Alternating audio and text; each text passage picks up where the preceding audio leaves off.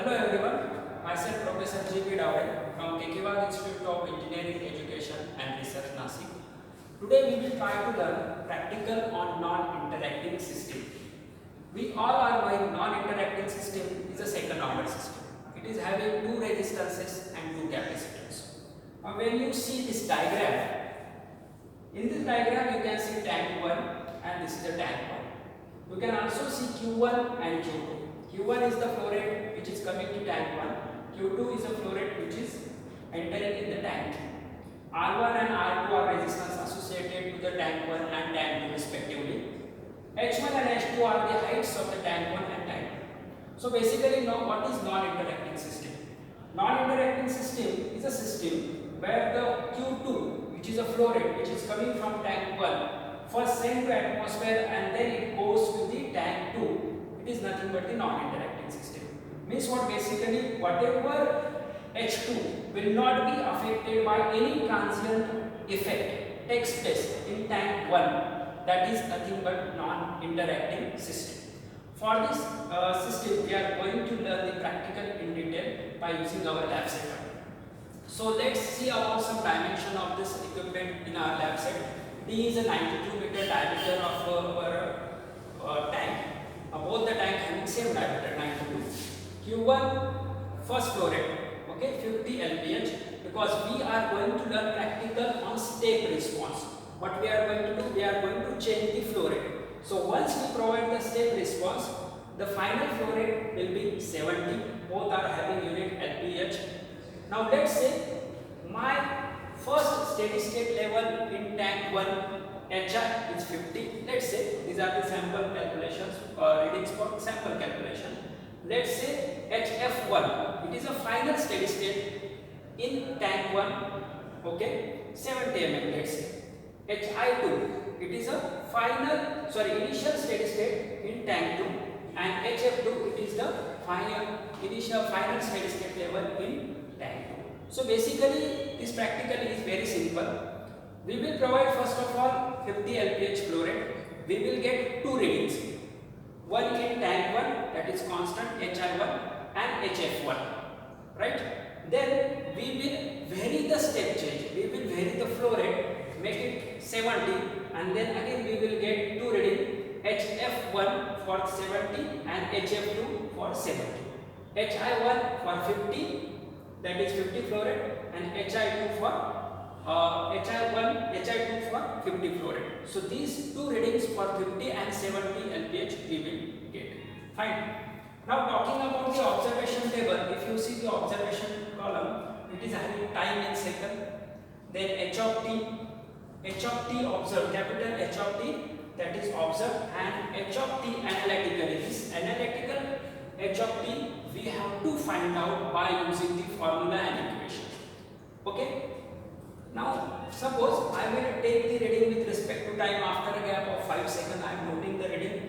I got H of t. H of t is what basically it is the steady state height achieved in tank 2 after the step change given. For 70 lph, let's say when I change the flow rate to 70, and then there will be change in the height in the tank 2. So we will have to measure this H of t, all the height until we will get steady state. For 70 lph we are going to write the readings in this column until we will get steady state.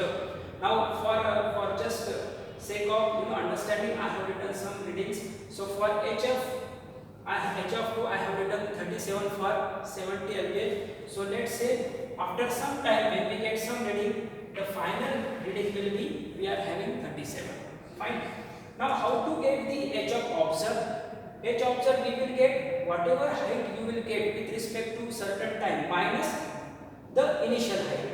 Okay. Suppose this is my height at the start. Let's say this is 2, this is 5, this is 7. So 5 minus 2, I will write here 5. Then 7 minus 2, I will write here 5. 5 minus 2, I will write here, sorry, this is 3.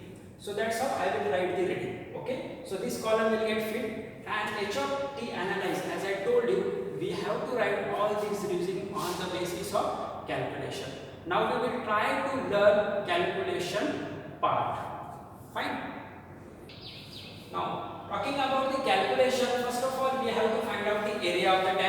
As I told you that we are having the diameter, so from this formula A is equal to pi by 4 d square, we will easily find out the area.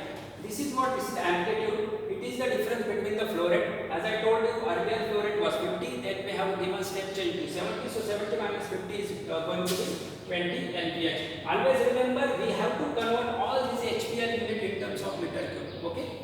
Then the resistance in tank 1.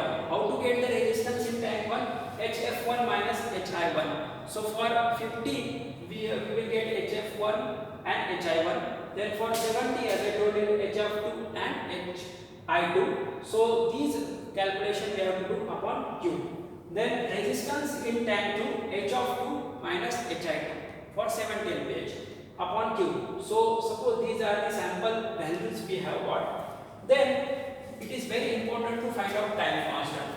Tau 1 is our time constant, so its formula is A1 R1 is equal to, we will put the value, A1 is the capacitance, right? And this R1 is the resistance, because tau is nothing but resistance into capacitance. Similarly, for tau 2 we can have the same formula, just R2 value will be different as area is same because our diameter is the same for both the time. And finally, we have to put all the value in our actual calculation reading. AR2, A is nothing but the amplitude, not area. People are getting confused with this A, right? R2, it is a resistance. That value you will find from here. You will take value and you have to put here. 1 minus tau 1, tau 2, tau 1 and tau 2 value you will find from observation number 5 and 6. E raised to minus t. So t is what basically at what time you are finding out. Suppose after 10 seconds I am finding out, so I will write t here 10. Tau 1, tau 2 will be same, tau 2 will be same, tau 1 will be same, and tau 2 will be same. E raised to those value I will put, and then I will find out the h of t at particular time, that is t is for, let's say, 10 seconds. So that's how we can finish the calculation, and then we will match the h analytical with h observed. We have to plot the graph h of t versus time. So h of t analytical, right, and h of t observed. So this kind of nature we will get for the graph. Okay, now we will try to see the actual setup. So see, this is our actual lab setup. This is one tank and another tank. This setup is having three tanks, but we will be dealing right now for non-interacting system for these two tanks. As I shown you in the figure, one tank is connected to upward side and another is put. The flow rate is sent to atmosphere and then it is coming to tank 2. As you can see at the start, in the practical explanation I told you we will keep flow rate 50 LPH. Then we will measure the HI1, which is the steady state height in tank 1, right? Similarly, we will also measure the steady state height in tank 2. Okay, we will note down the reading of HI1 and HF1. Now it's time for me to provide the step change. How I will provide the step change? This is the rotameter, which is helpful for measuring the flow rate. Now I will increase, see, I am increasing the flow rate, and the flow rate is almost 70, right? Looks like it is 70. So now the flow rate is 70.